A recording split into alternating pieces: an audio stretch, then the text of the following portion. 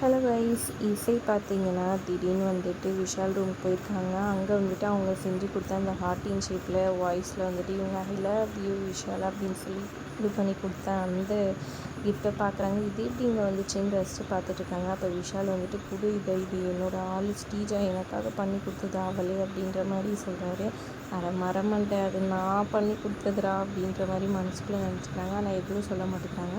இங்கே பாரு, எப்படியாவது இந்த கல்யாணத்தை நிப்பாட்டுன்ற மாதிரி சொல்ல, இங்கே பாருங்கள், என் தங்கச்சி கட்டில் உங்கள் அண்ணன் தாலி கட்டின அடுத்த நிமிஷமே எனக்கு இந்த கல்யாணம் வேணான்னு சொல்லிவிட்டு நான் எழுந்திரிச்சு போயிடுறேன் சரியா அப்படின்ற மாதிரி சொல்கிறாங்க. சரி ஓகேன்ற மாதிரி அவரும் ஒத்துக்கிறாரு. இங்கே பந்தக்கால் ஃபங்க்ஷனும் வந்துட்டு இது பண்ணுறாங்க.